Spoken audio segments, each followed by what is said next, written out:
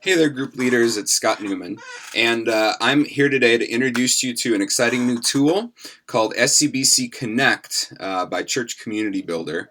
And this is going to be a great tool for you as leaders to manage and keep track of what's going on in your groups on a weekly basis. So whether you're a missional community leader, a growth group leader, whether you lead a class, there's a lot of cool things that I'm excited to show you about today. So let me give you a quick introduction. This is the dashboard, the homepage that you see when you log into the system. And I'm not going to introduce you to everything about the system right now. There's another video that I'm going to send you with that info.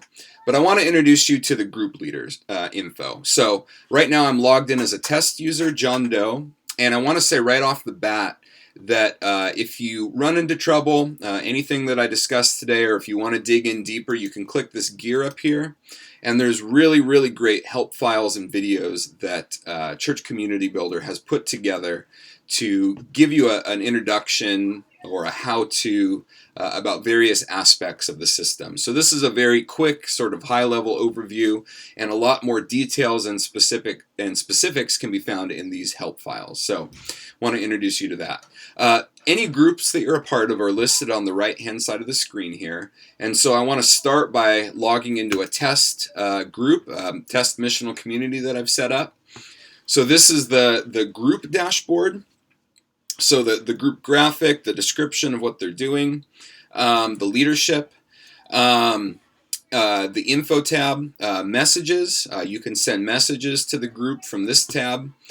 Calendars, you can create events, so say your weekly MC meeting, or if you're doing a barbecue, you can create that event, invite people just like you would with an Evite.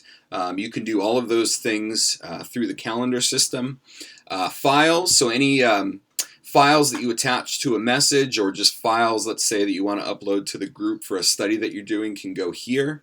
NEADS, this is a great feature if, let's say, you are having a barbecue and you want people to sign up to bring things. It's potluck, so you want someone to bring meat, you want someone to bring sides, you want someone to bring salad. You can set up those needs and have people select them, and then you as the group leader know, hey, everything's covered for our barbecue.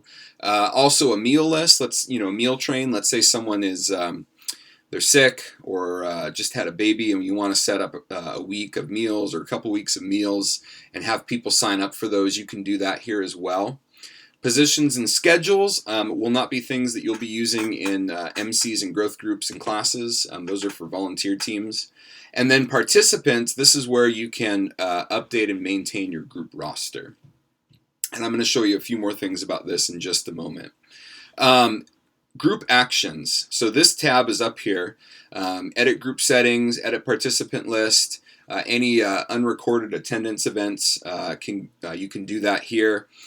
You can send a text message out to your whole group using this feature. Assuming all of your group participants have their cell phones and carriers recorded in the system, sending a mail merge. Labels and name tags aren't things that you will need to use. So let me briefly introduce you to the group settings. So this is where we find the name of the group, the description, the type, life stage, all of those kinds of things. So these are things that you can change as necessary. All of these things will show up on the missional community page of our public Santa Cruz Bible website. So someone who's new to the church wants to see what groups are available. There's a list of all of our groups on that page, and it draws information from what we put in here. So if you want to keep your focus as a group, your mission as a group, potentially what you're studying up to date on the public website, you do that here. This is something you'll also want to keep up to date, the meeting day, time, location, all of that gets connected to the church website, and so it's useful for people as they're looking to plug into groups around here. The options tab, you as a group leader will have access to this, although we're asking that, at least for the moment, if you want to make any changes there, that you connect with myself or Rachel Frankel first before you do that, and we can figure out how to help you best accomplish what you want to accomplish within your group. So let's X out of here. And then I want to show you just real quick about adding participants. So let's say you have a couple new people come to your group, you would click this new member button up here. You want to add people by name, and so we're going to add people. Scott and Katie Newman want to come to this group, and we're going to add them in now. And if we go back to the group, now they show up on the group's roster. If you want to delete people off your roster, let's say someone moves, switches groups, or whatever happens from time to time, if you go to Edit Participant List, you can remove people from the group here. So we're going to remove Scott and Katie Newman from this group. And now they're no longer in there. This Reports tab draws from the groups list, and it has lots of helpful things that you may want to send out to your group. A printable directory, a birthday list, anniversary list, things like that. So I'll leave that for you to explore, but those are things that you may want to check out. Real quick, I just want to come back to the calendar. So this is where you can add your events, your weekly meetings, and things like that. So this is something that we want you to keep updated.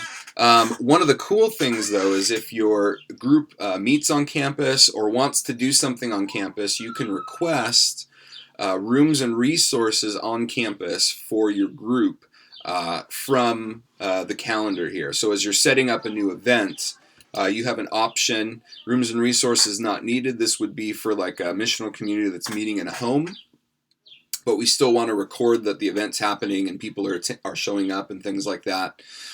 If your group meets on campus, you are going to use this rooms and resources needed button and then fill out all your info, and then you'll be able to request rooms and resources once the event is set up.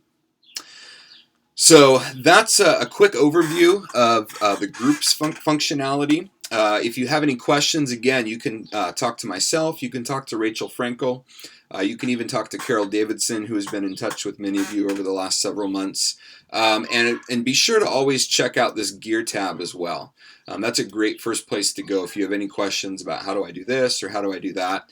And then Rachel and myself and then Carol, we're always here as well to help you.